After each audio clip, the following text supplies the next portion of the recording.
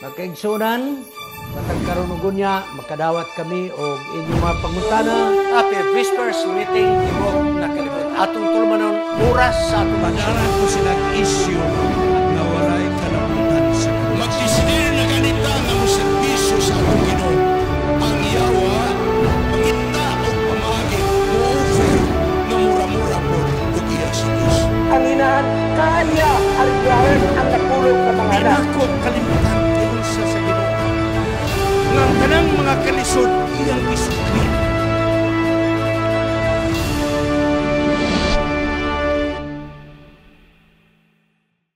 Happy Sabbath sa Tibok Kalibutan.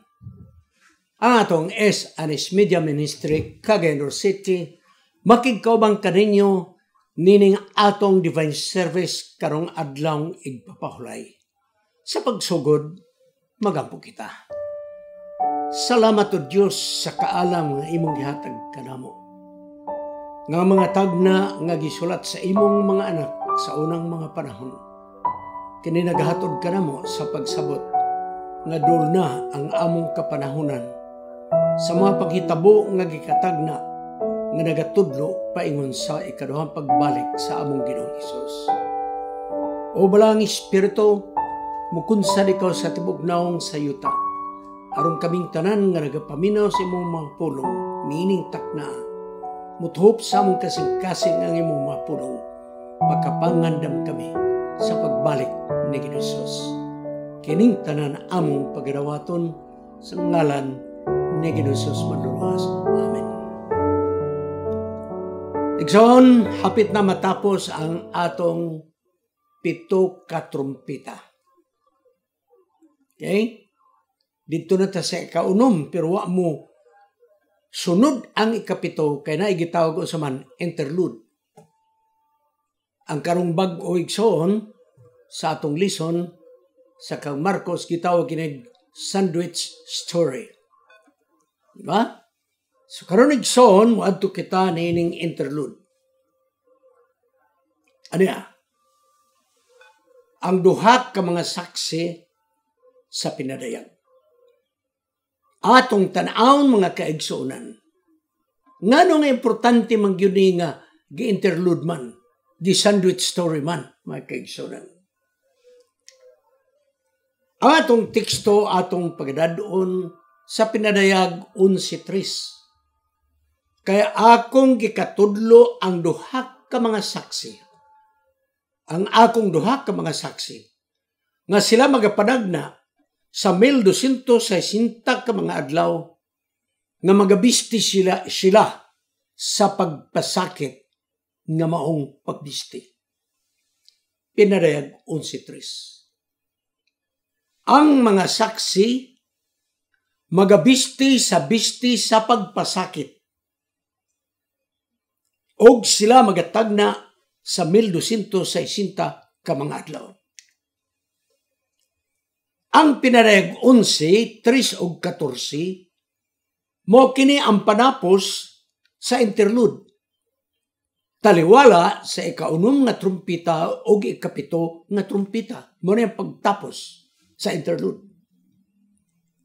Og kini igsoon ang nagtapos nga interlude kini maoy nagahulagway sa gisulat sa pinadayag 18 o kapitulo 11 versikulo 2 nga naghatag og impormasyon may tungod sa pinadayag 18:11 unsa ang kasinatian sa mga katawhan sa Dios batok sa kalibutan nga nagdumili sa pagpaminaw sa maayong balita. Ang pinadayag 11:3 nagingon, ug ako ikaw gitudlo ko ang duha nako ka mga saksi nga sila magatagna sa 1260 ka mga adlaw nga magabisti sa pagpasakit. Kining duha ka mga saksi gihatagan og langit nun nga otoridad sa katakos sa pagtagna. Kining maong tagna mga kaigsunan, may kalabutan kini sa Pinayag 10:11, din si Apostol Juan gisultian nga managna kag-usab alang sa mga kanasuran. Pagabot sa Pinayag 11:13-14, tataw kaayo nga diay kadtong tahas nga gihatag kang John sa pagpanagna pag-usab, gi-expand kini ngadto sa iglesia nga maoy nagmatinumanon sa pagsaksi sa maayong balita.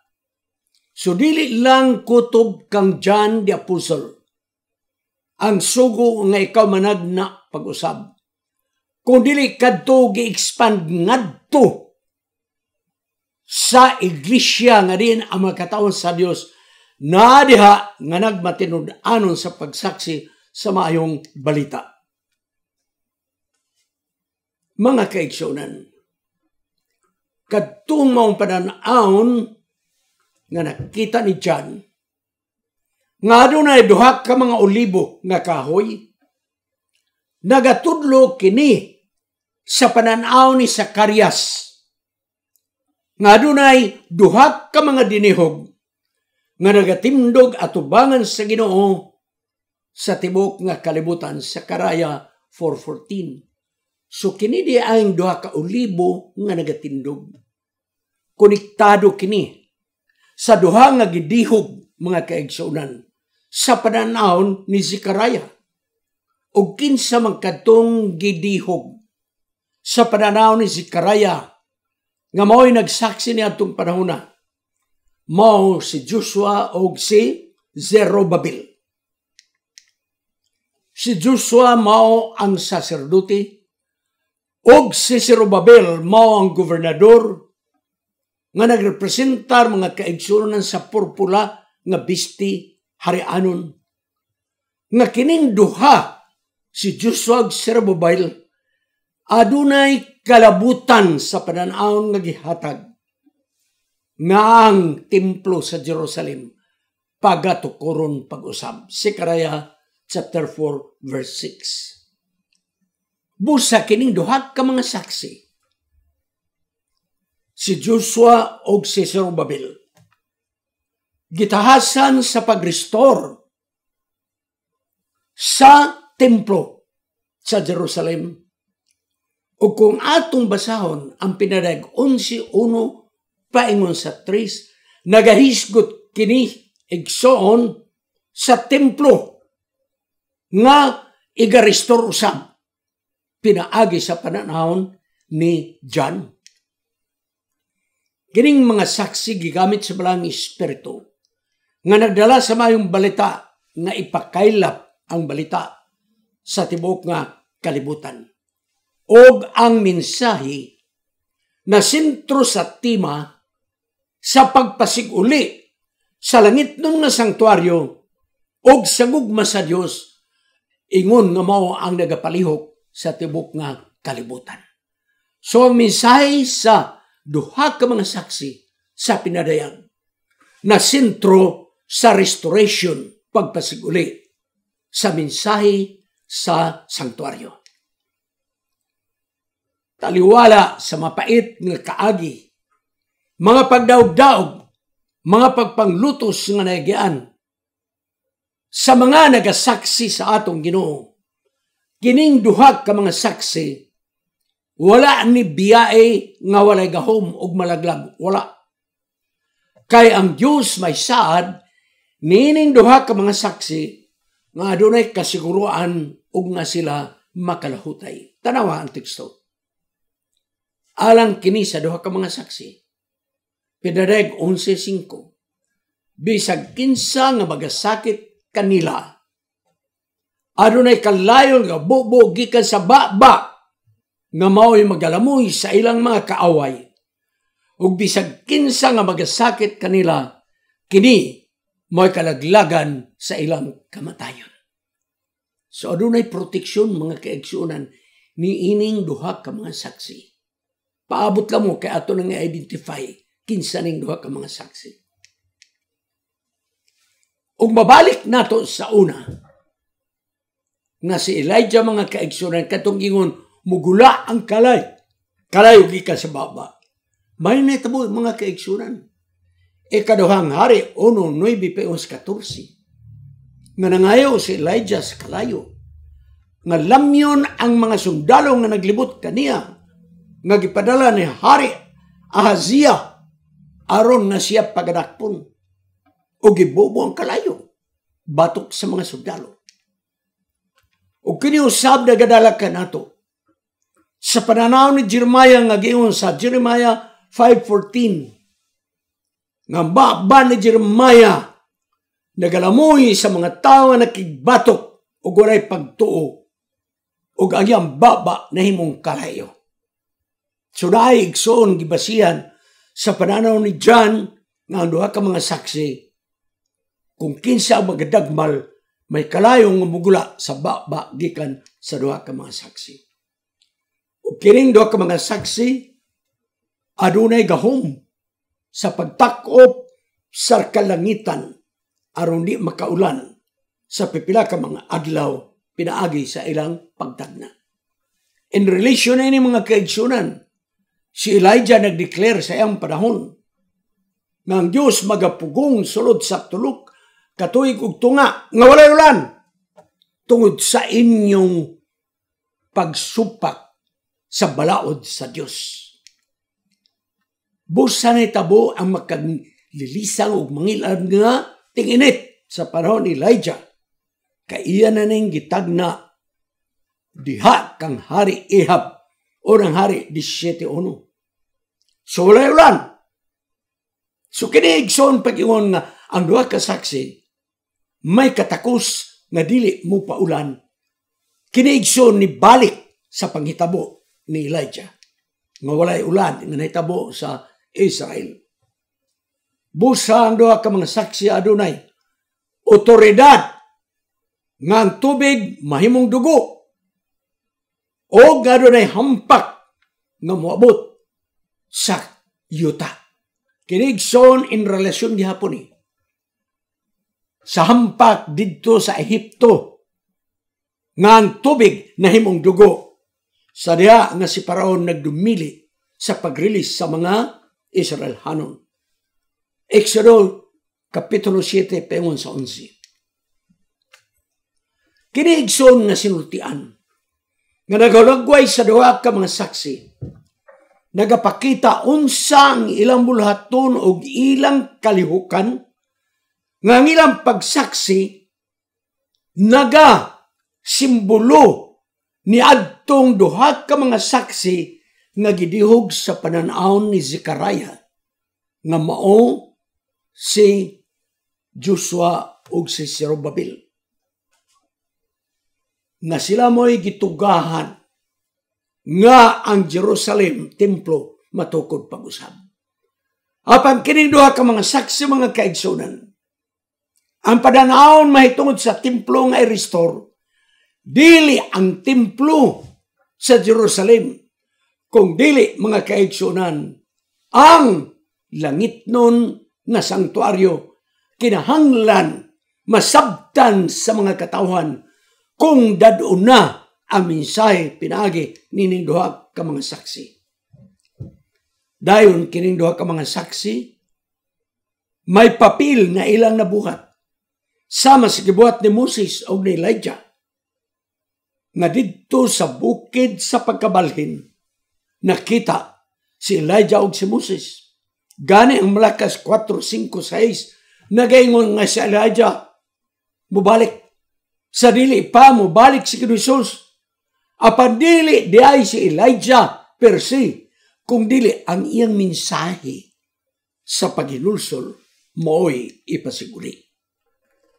Busa mga kaigsunan, kining duha ka mga saksi may bulhaton sama sa bulhaton ni Moses nga mo'y gihimo nga saksi alang sa mga Israelhanon o ni Elijah mga kaigsunan. Busa kini sila nga mga saksi nagdala sa mensahe simbolikali sa bisay ni Elijah o ni Moses. Ang ilang pagsaksi na modelo kini, nahaom kini, gikan sa matagnaon nga bulhaton ni ining duha ka mga dagko nga mga propeta sa Israel sa kasaysayan, Moses ug Elijah. Nagrepresentar kining duha ka mga saksi. Model to the prophetic roles. Unsang mensahe niadtong duha sa daang tugon niya gidala ang mo mensahe igsoon sa duha ka mga saksi sa pinadayan. Busa ang langit nun nga gahom nga nakig-uban ni adtong matagnaon nga kalihukan sa duha ka mga saksig mga propeta, si Joshua ug si Zerubbabel. Kini nagapakita mga kaigsunan nga simbolik ang ilang figures o diri sa Juan mga kaigsunan.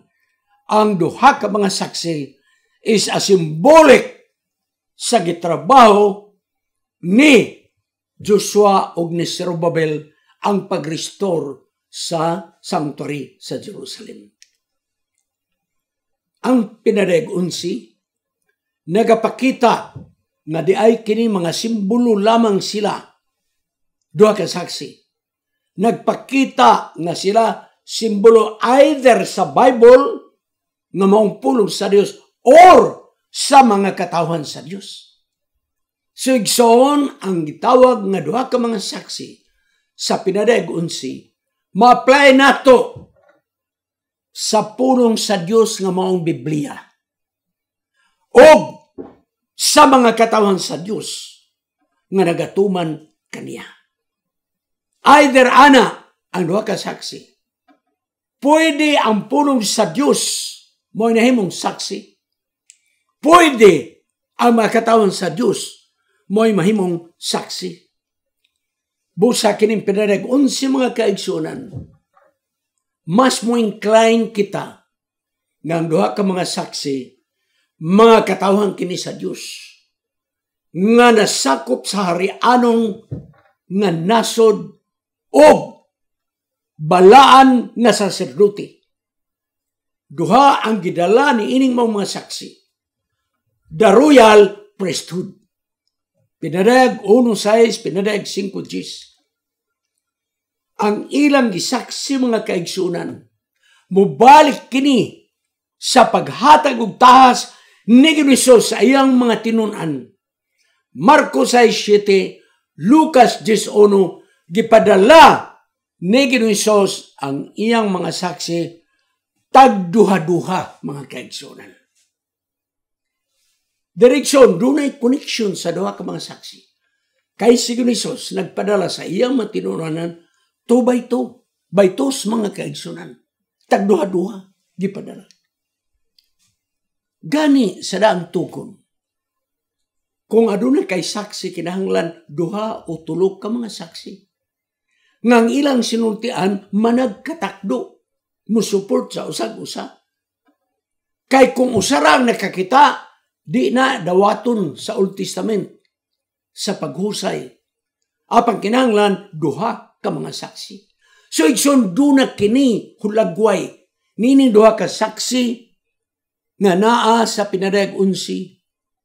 Naghulagway mga kaigsunan nga si Hesus nagpadala sa iyang matinunan tagduha-duha. Ugon niya mga kaigsunan sa daang tugon, ang saksi kinahanglan duha, kay invalido kung usara. Deuteronomio 19:15. Karon mo adto taas pinadaig 11:7-11. Duha ka mga saksi gihatag ang panahon nga sila magapanagna sa pagsaksi o nagabisti sila sa bisti sa kasakitan.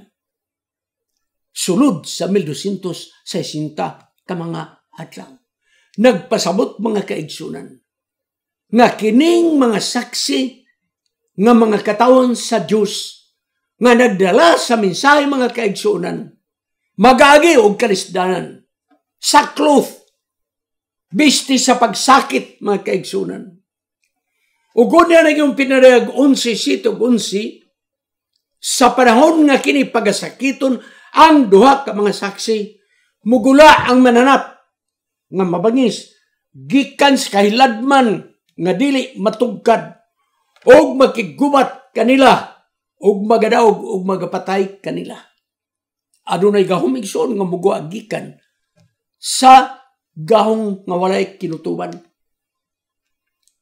Nagapasantot mga kaigsunan nga mubabag sa mayong balita ang origin na ini, ang gigikanan ni ining pagbabag sa mayong balita, mao ang mananap nga mabangis nga nagsimbolo sa yawa pinagi sa mga hinsya mga lalaing tuyo giatake ang mga katawon sa Dios nga nagsimbolo sa duha ka mga saksi. Tanawag son pinaragtrisi. Asa gikan ang mong mananap. Migula gikan sa dagat. Ugo niya nag-usam magini. Nagperwisyo sa mga katawhan sa Dios sunod sa 42 ka mga bulan. Niining panahon ng mga kaigsunan, ang duha ka mga saksi nga nagsimbolo sa mga katawhan sa Dios nga nagdala sa mensahe sa kaluwasan, kinahanglan nga sila makaagi sa mga kalisdanan ug ang ilang mga pagtagna sulod sa 1260 ka mga adlaw, diha mugula igsoon ang mananap. Diha mugula ang mananap. Ug atong na-identify nga diha ni gula ang mananap nga mapintas gikan sa dagat. Dayon sa pinag 17:8, adunay laing mananap nga migula gikan usab sa gahong nga diin ang babae nga kundatan nga nagsimbolo sa Babilonia nagalingkod. So ang pinanayag 11 sa diha nga gisakit ang mga saksi sa atong Ginoo, migula ang mananap. Nagsakit sa mga katawhan sa Dios. Sa pinarayag 13, migula ang mananap nga mapintas gikan sa dagat. Nagsakit sa mga katawhan sa Dios. Sa pinarayag 17:8, migula ang mananap. Madiin ang babae nga kundatan nga maong Babilonia nagsakay sa ibabaw sa maong mananap.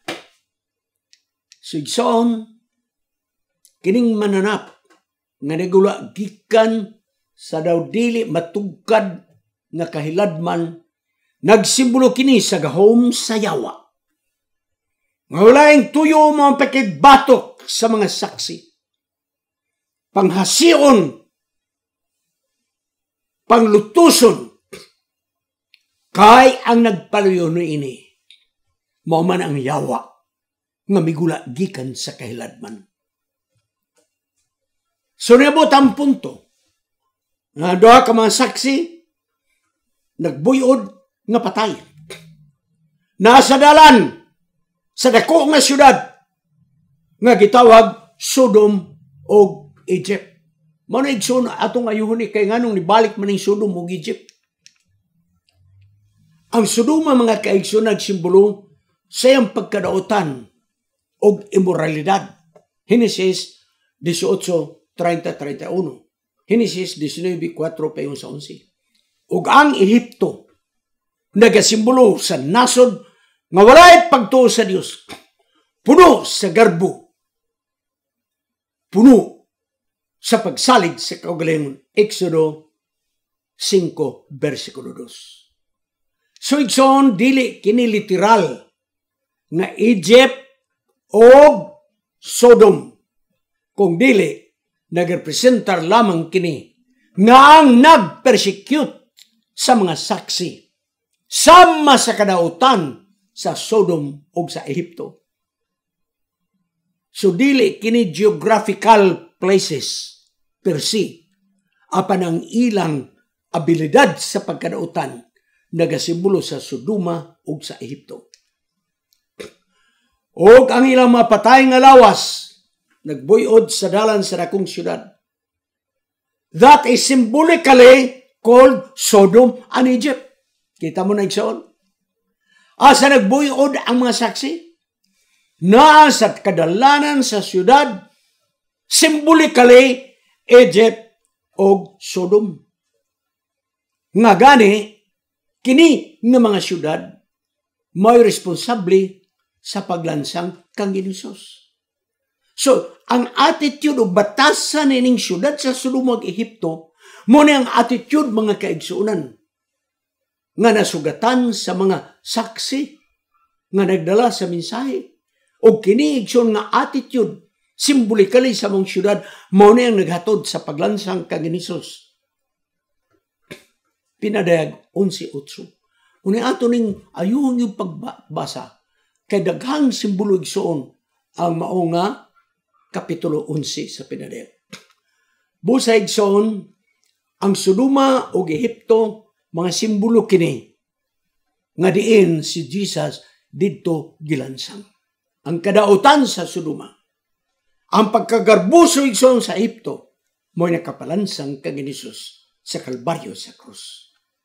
So ang pagkadautan sa Jerusalem, misangko sa pagkalansang ni Hesus, sama sa pagkadautan sa Sodoma, sama sa pagkagarbuso sa Ehipto. Karon igsoon ang duha ka mga saksi. Nagabuyon nga patay sulod sa 3 ug 2 ka mga adlaw. Usa ka adlaw, usa ka tuig. Sa tagna, mao kini igsoon ang ilang pagsakit nga nagabisti sa pagsakit.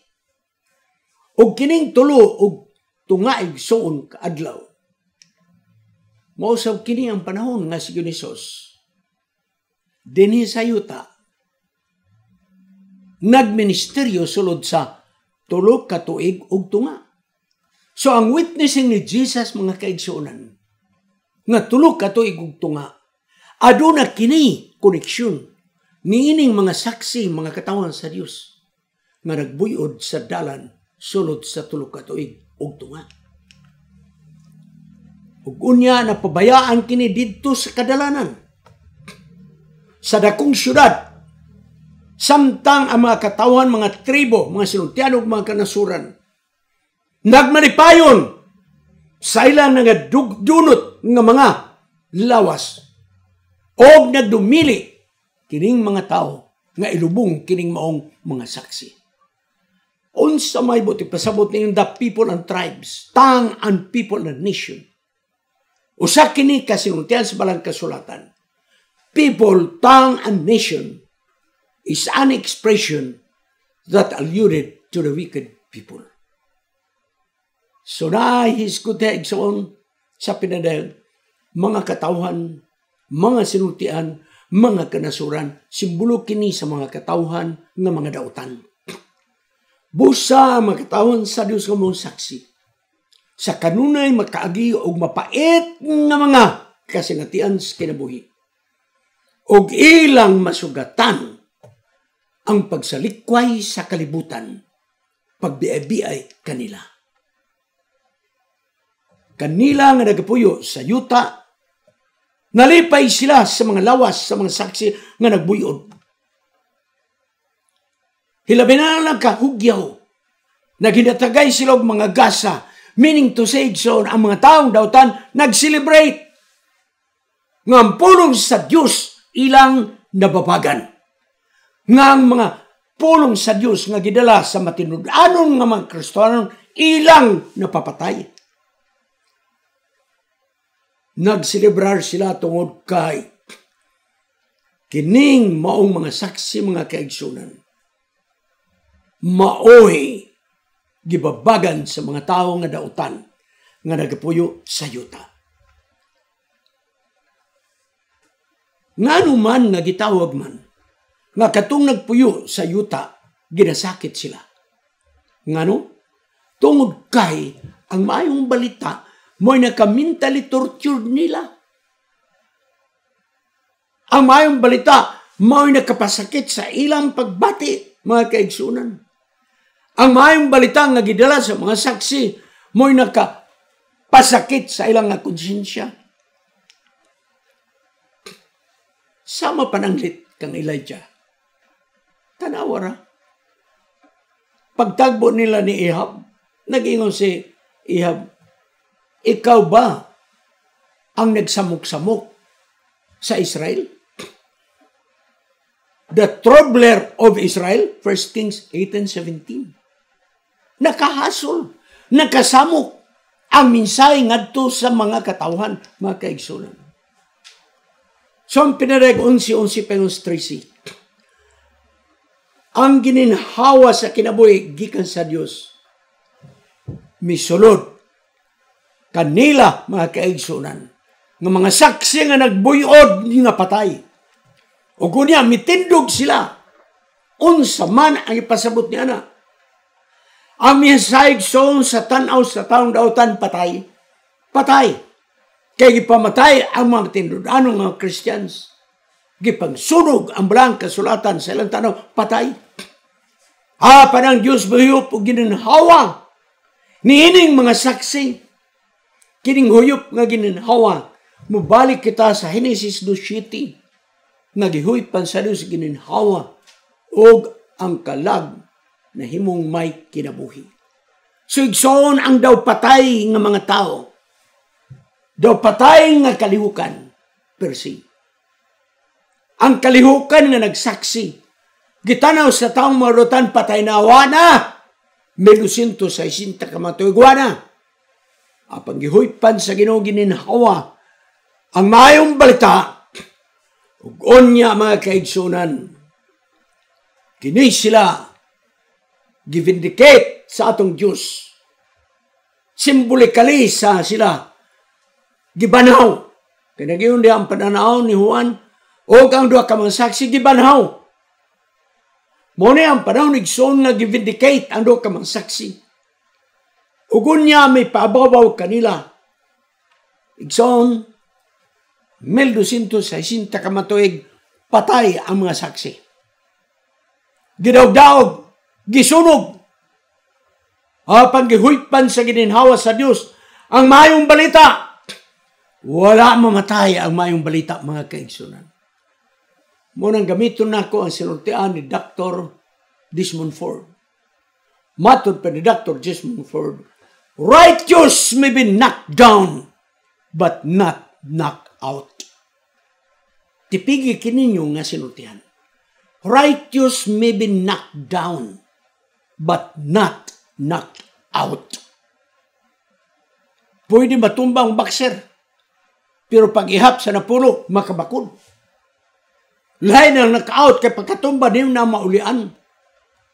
So, igsoon temporaryo. Knockdown ang maayong balita, knockdown.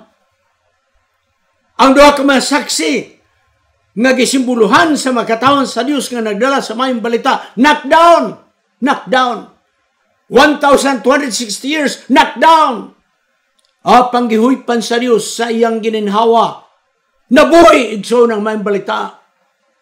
Knockdown but never knock out. Hinungdan nga gitubo yung mga saksi ug nakita sa mga kaaway nga tuwa na sa ibabaw mga kaigsunan. Kini mga kaigsunan nagahulagway. Nga sige ni Sos mikayab at tubangan sa mga tao. Nakasaksi sila sa pagkayab. O pagbalik ni Sos, makasaksi sa ang mga katauhan nga buhi sa pagkayab ni Sos paingon nga ni sa yuta. O kini nga mga saksi so natapos na ang ilang pagsaksi. O unya gipadayon sila na himong buhi aktibo igsoon. Gituboy sila ang pagdaog-daog kanila niya na igsoon ato na tagamtaman karon. Buhi ang mayong balita. Nailhan na ang atong iglesia. Mitubo na ang atong iglesia. Nahuypan sa gininhawa sa Dios, mga kaigsunan. Wala mamatay. Wala mananak down igsoon. Nga naman, kay gitag na ni John, Revelation chapter 14, verse 6. Gitag na nga inig kahatagan o kinabuhi ang mga saksi. Adunay maayong balita nga pagkadadoon ni mga saksi sa pinarag 14, versikulo 6. Kay nakita ni John ang tulog ka mga manlunda nga mo'y nagproklamar sa mensahe sa mga katawhan sa Dios. Kinsa ang gimensayan? Mga tao nga nagpuyo sa yuta, mga kanasuran, mga pundok sa mga katawhan, mga sinutian. Representative kiniigsoon sa mga tao nga mga dautan nga kinahanglan maproclaim ang pinarag 14 message sa tulo ka mga manlunda. Moigsoon nga ang saksi sa pinarag 11, knock down but not knock out. Nga naman, kay duna pa'y dakong tahas. Niining saksi nga nagrepresentar sa mga katawhan sa Dios, napay dakong tahas ang mensahe sa tulo ka mga manlunda. Tapos na ito igsoon, nagibayaw ang mga saksi sa mata sa mga tao nga dautan, adunay na kong linog. Grabe nga linog. Sa diyang nga gituboy ang mga saksi. Mga kaigsonan, adunay 7,000 ka mga tao nga nangamatay ug napulo kabahin sa syudad na laglag. Kiniigsoon nga dautan nga mga syudad, simbolikali kini sa kadautan sa Sodoma, arugan sa Ehipto, nga kanang 7,000 people nga nangamatay.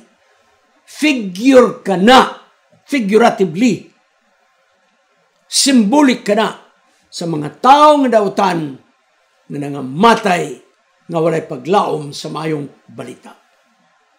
It's only a figurative number, 7,000, nga nagpabilin nga gahi ang ilang kasing-kasing. Parang pinarag 14:7 na gingon. Ug tapos na may mga katawhan nga nahadlok ug mihatag sa maya sa Dios nga naa sa mga langit.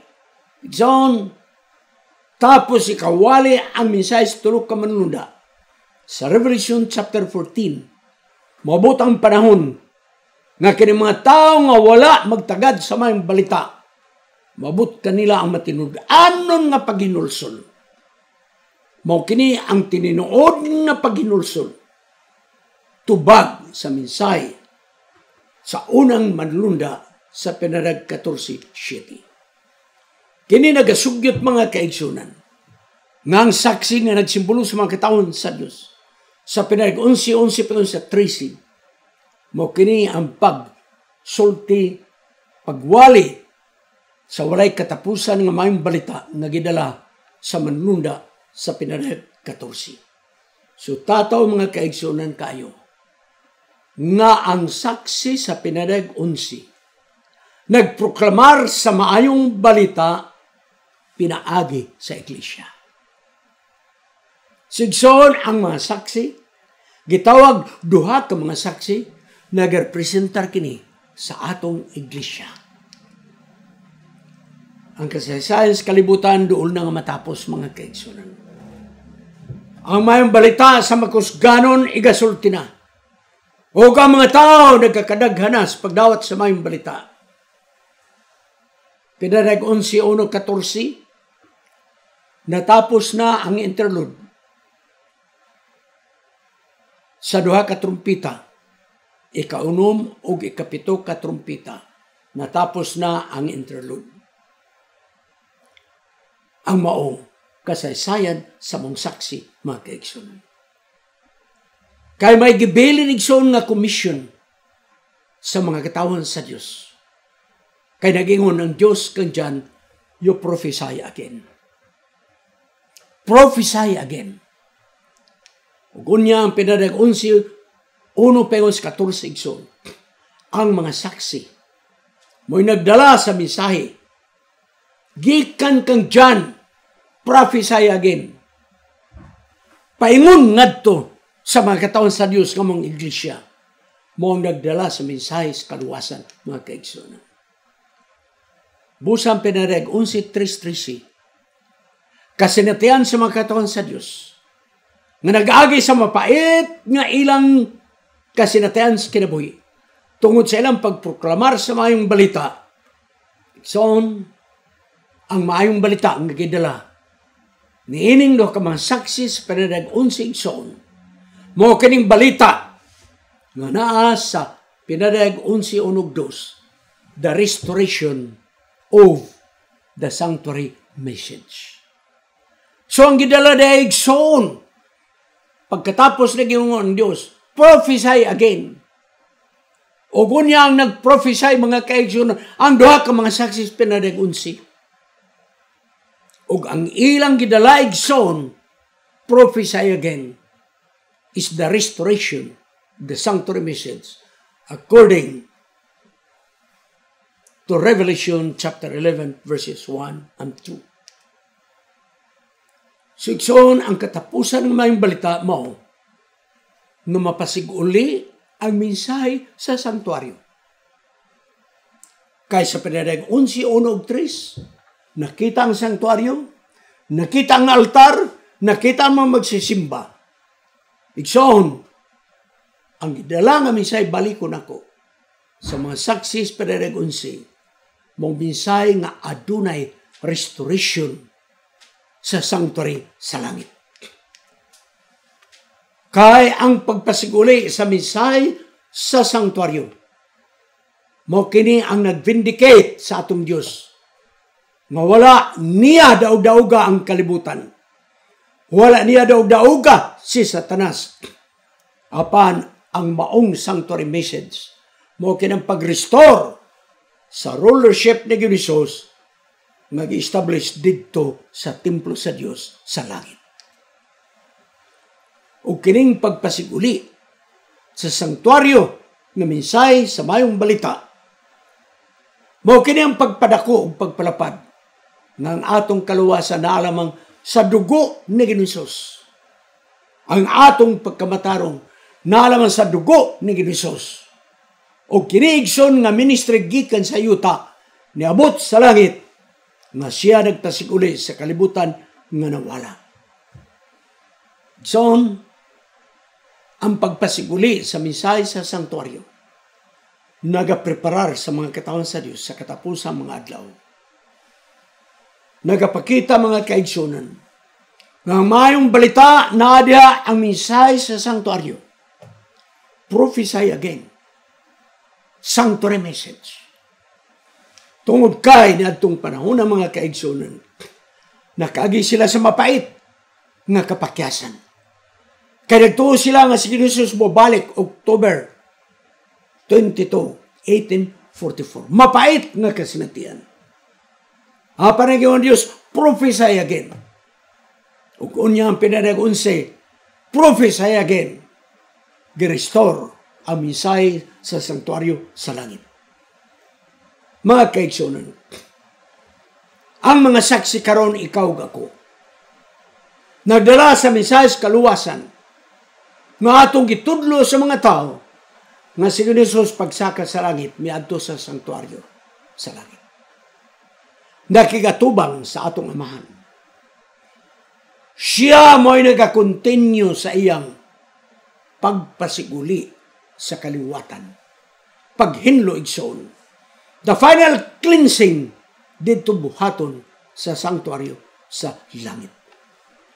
Bos sa mga kaigsunan, may mga dagko nga mga propeta sa daang tugon.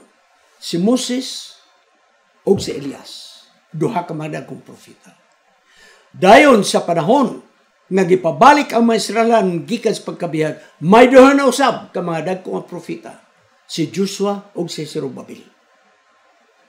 O si Joshua o si Zerubbabel girestore ang yutanon nga sanktuaryo.